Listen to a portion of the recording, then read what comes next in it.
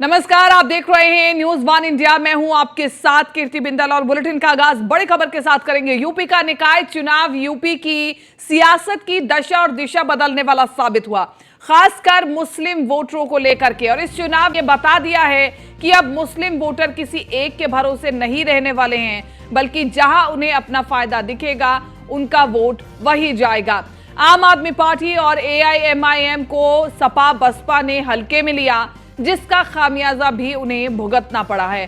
हालत ये हुई कि मुस्लिम बहुल सीटों पर, जिनमें मेरठ, शाहजहांपुर, सहारनपुर, अलीगढ़ जैसे निगम थे, वहां पर भी बीजेपी के प्रत्याशियों की जबरदस्त जीत हुई है।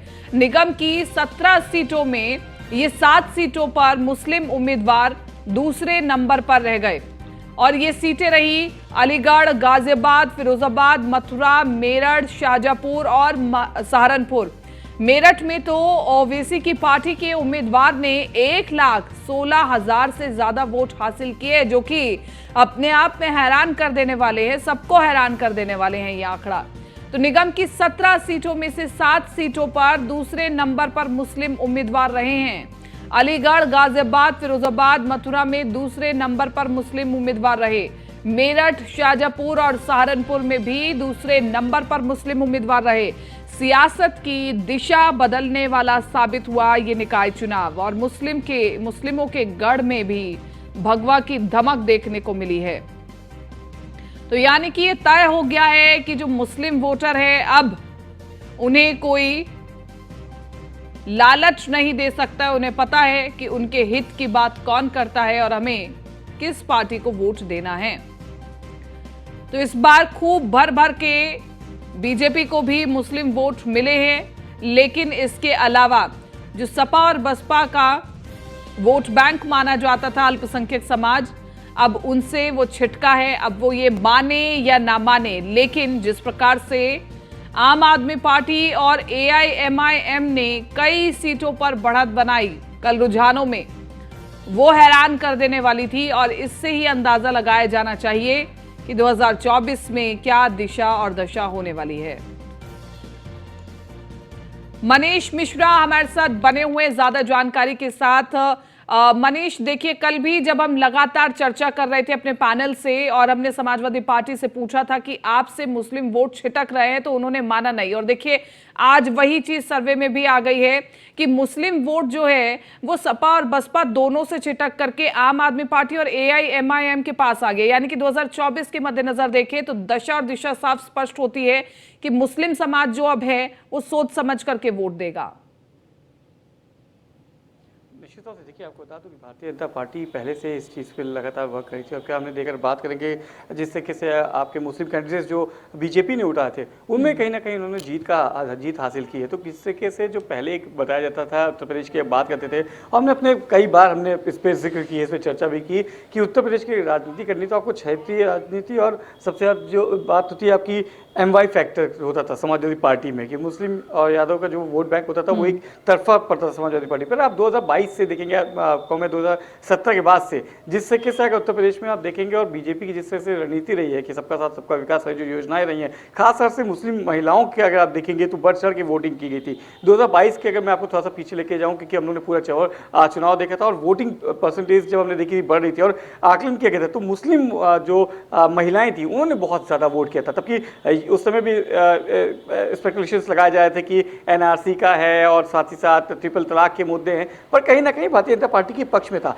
अब की बार भी देखा था हमने किस तरीके से कहीं ना कहीं कास्टिज्म को ज़्यादा प्रेफर करते हुए नजर आए थे। चाहे समाजवादी पार्टी की बात करेंगे, चाहे बहुजन समाज पार्टी तो अपने बहुल उन्होंने अपने जो कैंडिडेट हैं उनको मुस्लिम कैंडिडेट आए थे, पर कहीं ना कहीं उनको अपना ड्रॉबैक साफ दिखा कि आप सिर्फ जातिगत वोट बैंक के साथ जातिगत राजनीति आप नहीं कर सकते। और उसी पर आप देखेंगे AIM के, अगर आप देखेंगे कैंडिडेट्स देखेंगे, आम आदमी पार्टी जो कि कहीं ना कहीं धीमी गति से, मैं कहूँगा कि बहुत ज़्यादा नहीं, पर हाँ धीमी गति से अपना पैर पसारने की कोशिश करती आ रही है उत्तर प्रदेश में। दिल्ली और पंजाब के बाद अगर आप देखेंगे तो छोटे छोटे राज्य को पहले कैप्चर करते हुए फिर उत्तर प्रदेश की तरफ बढ़ती नजर आ रही है आम आदमी पार्टी। तो कहीं ना कहीं अगर ऐसे संगठन मजबूत होते हैं तो जो मुख्य विपक्षी पार्टी होती है, चाहे वो समाजवादी पार्टी हो चाहे बहुजन समाज पार्टी हो, उसके लिए एक कहीं ना कहीं अलार्मिंग सिचुएशन जरूर होगी है। पर जिस तरीके से हमने देखा था कि सिर्फ वोट बैंक की बात करेंगे, सिर्फ अगर आप बात करते हैं जातिगत वोट बैंक की, तो उन जो राजनीतिक दल हैं उनके लिए एक बड़ा सेटबैक है कि आपको अब जनता के बीच में जाना पड़ेगा, जनता के जो असल मुद्दे हैं उनको लाना पड़ेगा, असल मुद्दों के साथ आपको काम करना पड़ेगा। हमने देखा था किस तरीके से भारतीय जनता पार्टी की अगर बात करेंगे तो लगातार अपने कामों के लिए इस समय का जो आप करंट सिचुएशन लेंगी तो अगर इस चुनाव का आप देखेंगे, लोकल बॉडी का चुनाव जरूर था पर इसमें जो मुद्दे थे वो कहीं ना कहीं आतंकवाद को लेके था, महिला सुरक्षा को लेके था, माफियाओं के लेके था। और तबकि पहले जो चुनाव होते थे उसमें आपके लोकल बॉडीज में आपके जल की, सड़क की, स्ट्रीट लाइट की चर्चा होती थी, पर इस बार कहीं मुद्दे अलग थे। शायद उन मुद्दों को सही से समझाने में कामयाब रही भारतीय जनता पार्टी। उसी का नतीजा है कि किस तरीके से जो उनके पक्ष में आपके वोट पड़े वो जरूर दिखे। और साथ ही साथ जिस तरीके से खाली आप टिकट बांट के आप कास्टिज्म की राजनीति करने के बाद अगर आप चाहेंगे कि आपको वोट परसेंटेज बढ़ जाए या आपकी सीटें बढ़ जाए, वो होता नहीं दिखता। आपको जनता के बीच में जाना पड़ेगा, जनता के असल मुद्दे क्या हैं, उनका मूड क्या है, जब तक आप वो नहीं समझेंगे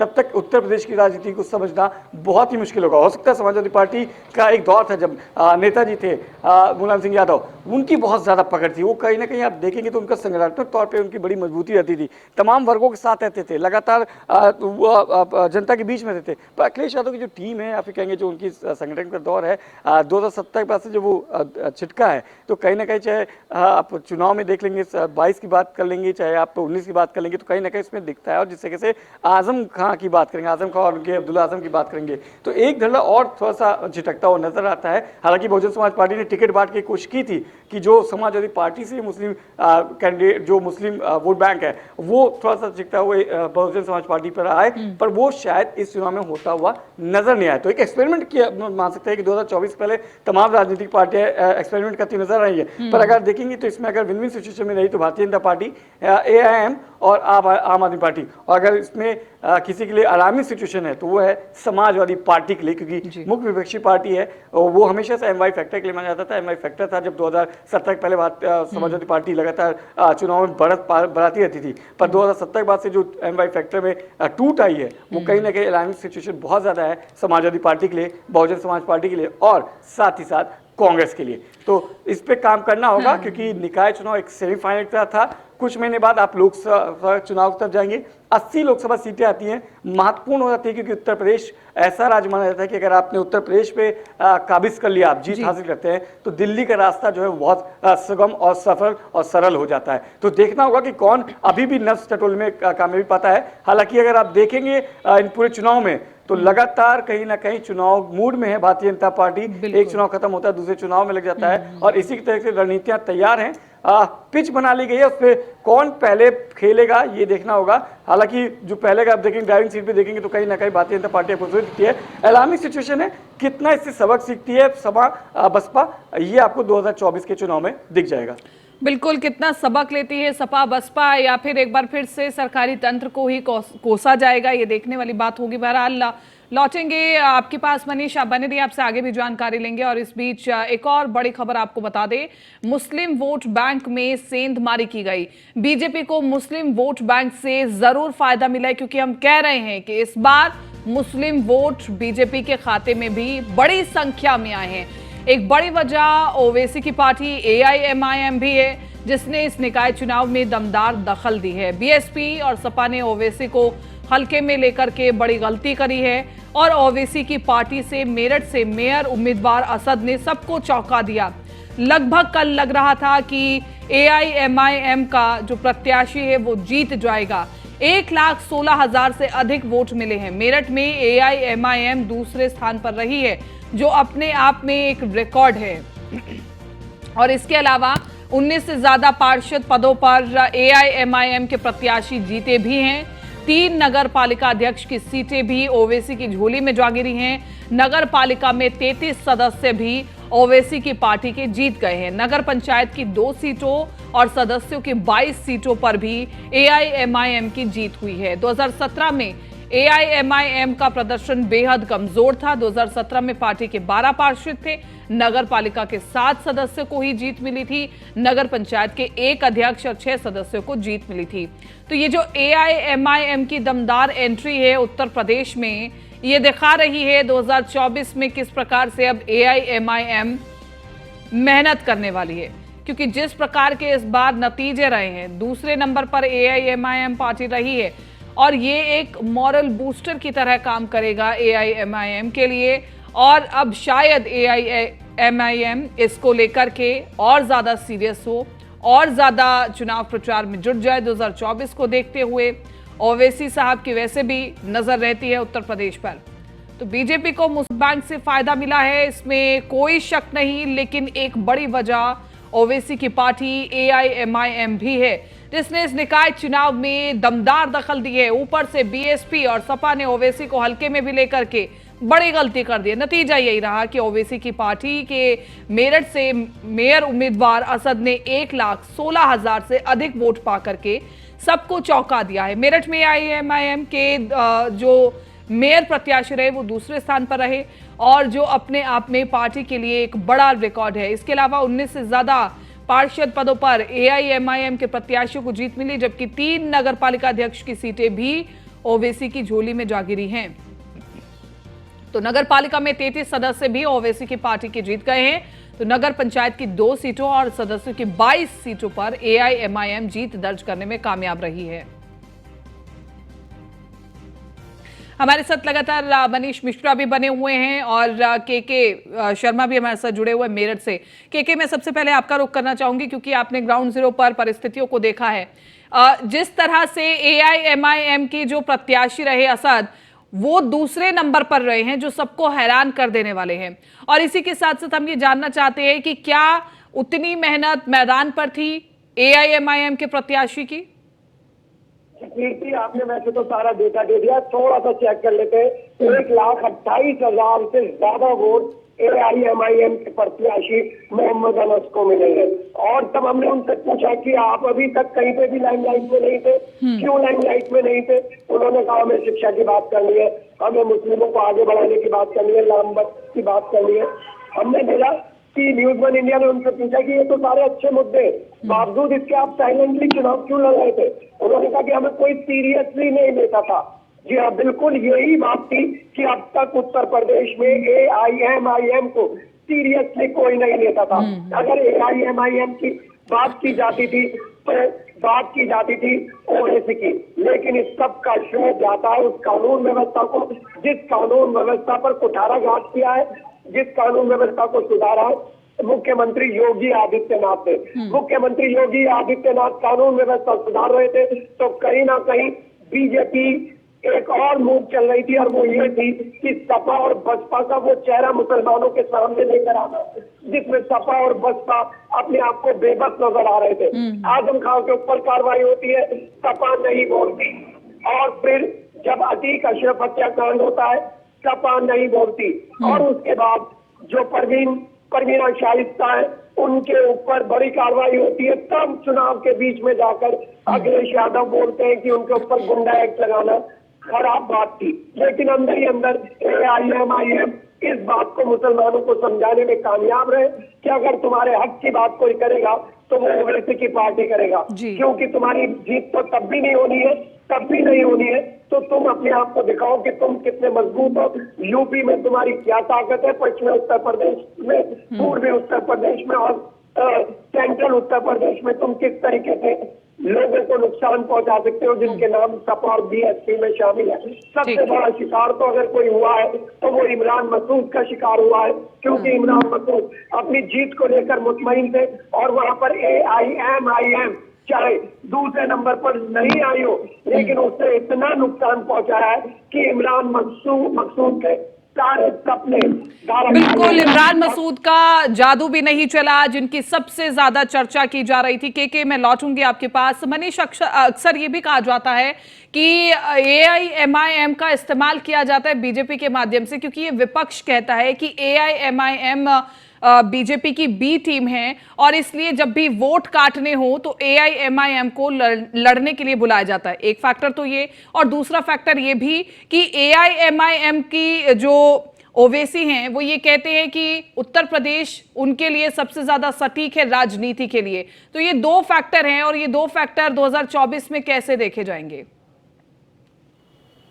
देखिए, निश्चित तौर से अगर आप विपक्ष की बात करेंगे और उनका जो वोट ग्राफ अगर गिरता है और एआईएम कहीं चुनाव लड़ता है तो सबसे बड़ी चीज़ अगर आप देखेंगे तो आपके पास अगर आपको कहने का मौका ज़रूर मिलता है कि जिस तरीके से आप बात करते हैं और जिस तरीके से आप चीज़ों को समझने की कोशिश करेंगे, थोड़ा सा आप मैं पीछे लेके जाऊँगा, चाहे क्योंकि ऐसी एआईएम की बात करेंगे, चाहे बहुजन समाज पार्टी की बात करेंगे, चाहे समाजवादी पार्टी की बात करेंगे, तो ये 3-4 राजनीतिक ऐसे हैं जिनका प्राइम फोकस होता है अपना एक पर्टिकुलर समुदाय के लिए वोट बैंक को कहीं ना कहीं साथ नजर आते हैं। अगर उसमें कहीं सपा और बहुजन समाज पार्टी लड़ती है तो निश्चित तौर से वोट डिवाइड होते हैं, क्योंकि माना जाता था पहले कि भारतीय जनता पार्टी की तरफ एक पर्टिकुलर समुदाय का अल्पसंख्यक वोट नहीं जाता है। पर अब जब से हम देखेंगे कि ट्रिपल तलाक की बात हुई है और जिस तरीके से इंप्लीमेंट किए गए थे महिलाओं के लिए, जिस तरीके से योजनाएं लाई गई थी, उसके बाद कहीं ना कहीं थोड़ी सी सेंधमारी जरूर की है अल्पसंख्यक वोट बैंक में भारतीय जनता पार्टी ने भी। उसमें अगर एआईएमआईएम आता है तो निश्चित तौर से जो सपा और बसपा का वोट परसेंटेज होता है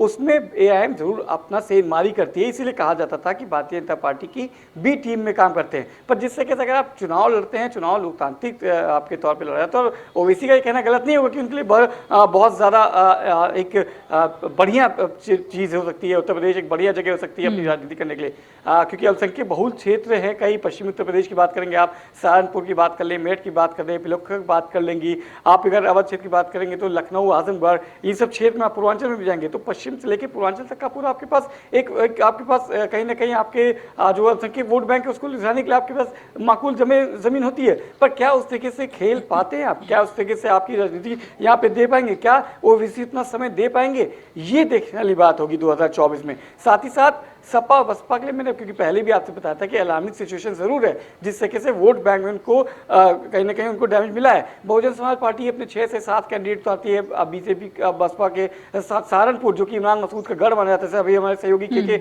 बताए थे कि अपने गढ़ में अपनी सीट को नहीं बचा पाए, तो जरूर ये कहीं ना कहीं फैक्टर उनके लिए अलार्मिंग सिचुएशन रहेगा कि क्या अब की सिचुएशन में अगर आप देखेंगे 2017 की बात करेंगे, 2022 के बाद की बात करेंगे, तो कहीं ना कहीं अब जो वोट परसेंटेज है जिस तरीके से भारतीय जनता पार्टी ने भी इस बार जो अपने कैंडिडेट है, कई मुस्लिम कैंडिडेट्स उतारे थे और उन्होंने जीत भी हासिल की है। तो एक जो फैक्टर था जिसको हमने देखा था कि जिस तरह से तमाम, चाहे एमवाई फैक्टर सपा के लिए हो, चाहे बहुजन समाज पार्टी मुस्लिम कार्ड्स खेलती हो, अब अगर आप देखेंगे तो किस तरह से भारतीय जनता पार्टी जिसने सबसे, अगर आप रिपोर्टें देखेंगे 2022 से अगर आप देखेंगे तो पसमंदा समाज को अपने साथ जोड़ने की कोशिश की है, उसका इफेक्ट आपको जरूर दिखता है इसमें, इस पूरे चुनाव में। और इसका इफेक्ट अगर ये बनता है, बिल्कुल, इस बार पसमानदा मुसलमानों की चर्चा हुई भी खूब और शायद कहीं ना कहीं वो फैक्टर भी काम कर गया बीजेपी के, अगर हम रिगार्डिंग बात करें। आप दोनों बने रहिए, आपसे हम आगे भी जानकारी लेंगे निकाय चुनावों में, क्योंकि पहली बार शानदार प्रदर्शन करने वाली एआईएमआईएम के हौसले बुलंद है। पार्टी के यूपी अध्यक्ष शौकत अली ने इसे लेकर के एक के बाद एक कई ट्वीट भी किए हैं। शौकत अली ने लिखा है कि मजलिस को 1,28,547 वोट देने के लिए मेरठ की आवाम का शुक्रिया। शौकत अली ने आगे लिखा, संभल की आवाम का बेपनाह मोहब्बत का शुक्रिया। आशिया मुशीर चौधरी को बहुत बहुत मुबारकबाद। और इसी के साथ साथ इंसाफ की लड़ाई का पहला दरवाजा खुला है, लड़ाई अभी बाकी है। तो ये दर्शाता है कि एआईएमआईएम के हौसले जो है वो अब बुलंद हो चुके हैं और 2024 में जो लड़ाई होगी वो जोरदार होगी। और इसी के साथ साथ निकाय चुनाव इस मामले में भी दिलचस्प रहा, क्योंकि सभी पार्टियों ने मुस्लिम कैंडिडेट पर दाव खेलने से परहेज नहीं किया। इनमें बीएसपी नंबर 1 पर रही, जिसने 17 मेयर प्रत्याशियों में से 11 प्रत्याशी तो मुस्लिम समाज के ही उतारे थे। यह अलग बात है कि किसी के हिस्से जीत नहीं आई, और वही समाजवादी पार्टी ने 4 मेयर प्रत्याशी मुस्लिम समाज से उतारे थे।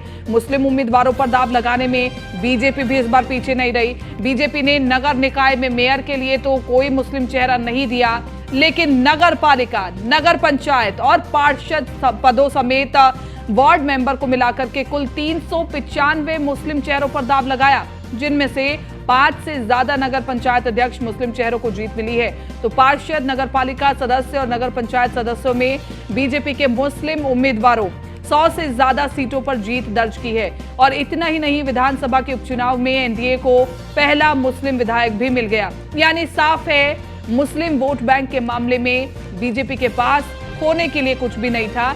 जो भी मिला वो पार्टी के लिए सरप्लस है। साफ है कि बीजेपी ने इस बार मुस्लिम चेहरों पर जो दाव खेला था वो काफी हद तक कारगर साबित रहा है और बीजेपी ये संदेश देने में कामयाब रही कि अब मुस्लिम समाज के लिए वो अछूत नहीं रही है।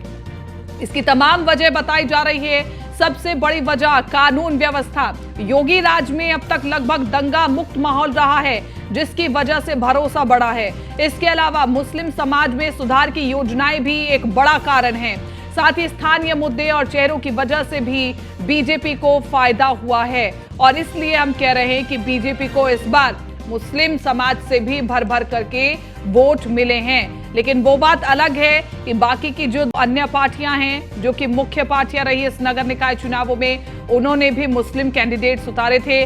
लेकिन इस पर आकलन तो करना होगा बीएसपी और सपा को कि मुस्लिम कैंडिडेट्स देने के बाद भी अगर उनके खाते में मुस्लिम वोट्स नहीं आए हैं तो वो वजह क्या है, मुस्लिम समाज चाहता क्या है आखिरकार तमाम पार्टियों से, ये सबसे बड़ा सवाल है। क्या मुस्लिम समाज ये चाहता है कि हमारे बीच में आया जाए, हमारी बातों को सुना जाए, हमारी समस्याओं को सुना जाए, या फिर मुस्लिम समाज ये चाहता है कि जिस प्रकार से बीजेपी जन जन तक सुविधाएं पहुंचा रही है, सरकारी योजनाएं जिसमें कोई भेदभाव नहीं किया जाता, जिसमें कोई जात पात नहीं देखी जाती, वो सरकारी योजनाएं जन जन तक पहुंचाई जा रही हैं, क्या उसकी उम्मीद मुस्लिम समाज को है?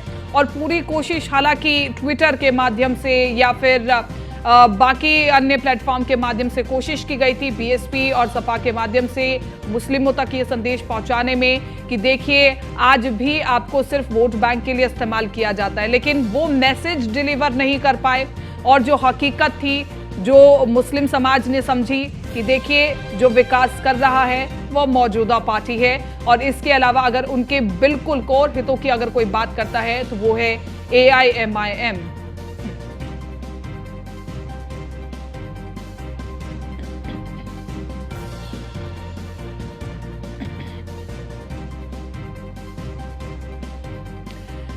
तो इस पर चर्चा करेंगे, इन तमाम समीकरणों पर। हमारे साथ लखनऊ से मनीष मिश्रा लगातार बने हुए हैं और दीपक दीक्षित हमारे साथ शाहजहांपुर से बने हुए हैं और इसी के साथ साथ सहारनपुर से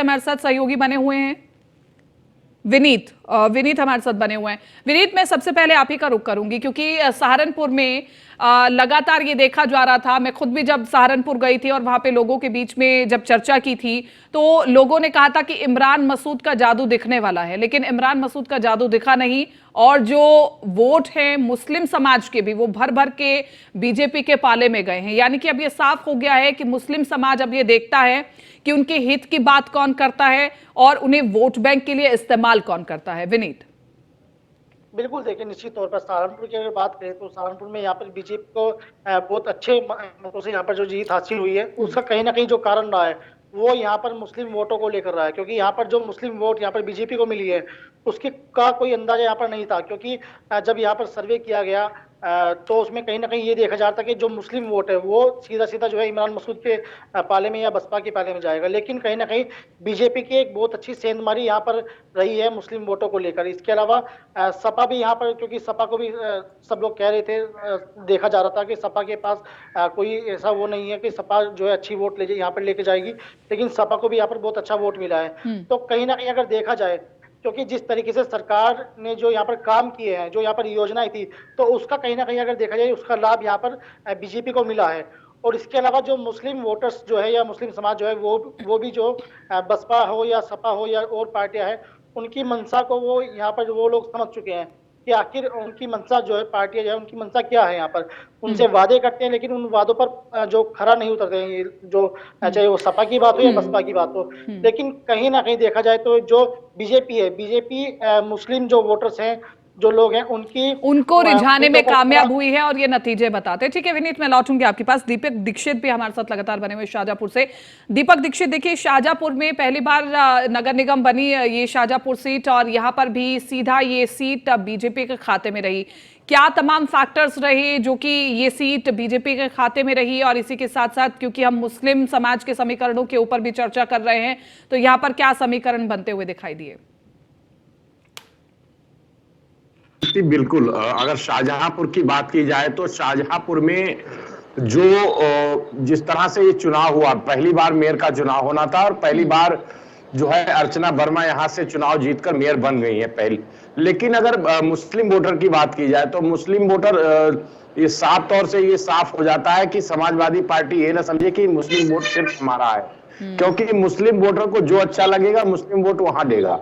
ये इस चुनाव से ये साफ हो गया है, क्योंकि देखिए जिस तरह से बीएसपी की पार्टी ने भी मुस्लिम यहाँ पर कैंडिडेट उतारा था और कांग्रेस ने भी मुस्लिम कैंडिडेट उतारा था, तो जो कांग्रेस का कैंडिडेट था जो निकट इकबाल यहाँ से चुनाव लड़ रही थी मेयर का, उनको लगभग 50,000 वोट मिले हैं। और जो समाजवादी पार्टी दावा करती थी कि मुस्लिम वोट हमारा है, तो वो समाजवादी पार्टी का प्रत्याशी सिर्फ 18,000 वोटों पर सिमट के रह गया है। और उसके बाद तो ये ओवर कॉन्फिडेंस ही है समाजवादी पार्टी का, क्योंकि वो ये मान करके चल रही है कि जो मुस्लिम वोट है वो उन्हीं का है। ठीक है, मैं लौटूंगी। मनीष, देखिए हमने तमाम समीकरण भी दिखाए कि किस किस पार्टी ने कितने मुस्लिम कैंडिडेट्स दिए। बीजेपी ने इस बार 395 मुस्लिम कैंडिडेट्स दिए। हालांकि मेयर कैंडिडेट्स की बात करें तो एक भी मुस्लिम चेहरा नहीं दिखाई दिया। बीएसपी ने सबसे ज्यादा मुस्लिम कैंडिडेट्स दिए, लेकिन फिर भी क्या वजह रही कि बीएसपी सपा दोनों से खफा नजर आए मुस्लिम समाज? देखिए, शायद आपको बता दूं कि सबसे अहम चीज़ को अभी तक जो मुस्लिम समुदाय था उसको खाली अपनी राजनीति के लिए एक वोट बैंक की तरह यूज़ किया जाता था, और शायद अब मुस्लिम का जो समुदाय है वो इस चीज़ से उसको ये चीज़ समझ में आ गई कि वो खाली एक वोट बैंक की तरह, मोहरे की तरह यूज़ नहीं किया जा सकता। वो एक मुस्लिम समुदाय है, एक वर्ग है और एक देश का और प्रदेश का एक महत्वपूर्ण अंग है, जिस तरीके से विकास की धारा में तमाम वर्ग जुड़े होते हैं। हम तमाम वर्ग की बात करते हैं, इसीलिए जो मुस्लिम चेहरे होते हैं, जो मुस्लिम वर्ग होते हैं, वो भी कहीं ना कहीं भारत की देश की तमाम योजनाओं के लिए बहुत अहम वर्ग आता है, एक अहम हिस्सेदारी आती है। तमाम वर्गों की तरह मुस्लिम भी एक वर्ग है जिसको कहीं ना कहीं सपा या बसपा या तमाम जो राजनीतिक पार्टियां थी वो अपने एक वोट बैंक की तरह यूज़ करती थी। और अब जिस तरीके से हमने देखा था, चाहे एनआरसी की बात करें, चाहे ट्रिपल तलाक की बात करें, जो ऐसे मुद्दे थे जो डायरेक्टली कहीं ना कहीं मुस्लिम समुदाय को हिट करते थे, इसको लेकर भी विपक्ष ने लगातार कहीं ना कहीं माहौल बनाने का काम किया था, जिसके विरुद्ध भी हमने देखा था कि 2019 का 2022 का जो चुनाव हुए थे उसमें किस तरह से भारतीय जनता पार्टी के पक्ष में वोट पड़ते नजर आए थे। तो शायद जिस तरीके से भारतीय जनता पार्टी ने अपने विकास के कामों के साथ, अपनी योजनाओं के साथ, चाहे वो हर वर्ग की महिलाएं हो, चाहे मुस्लिम वर्ग की महिलाएं हो, चाहे किसी वर्ग का इंसान हो, सबको कहीं ना कहीं साथ लेते हुए चलते हैं, और जिस तरीके से पसमानदा वर्ग पे काम किया गया है, उसके बाद अब लग रहा है कि जिस तरीके से और ये पसमानदा मुस्लिम वाला कार्ड 2024 में भी खूब चलेगा मनीष। निश्चित तौर से देखिए, पसमानदा समाज को एक साथ जोड़ने को लाके और मुख्य धारा से लाने का काम कहीं ना कहीं भारतीय जनता पार्टी का नजर आ रही है, और इसका फायदा सीधा बीजेपी को मिलता हुआ शायद दिखाई दे सकता है अगर वो इसको और ज्यादा भुना सकते हैं। तो ठीक है, आप सभी का बहुत बहुत शुक्रिया। वक्त की कमी थी हमारे पास और एक छोटे से ब्रेक के लिए रुक रहा है, जल्द हाजिर होंगे।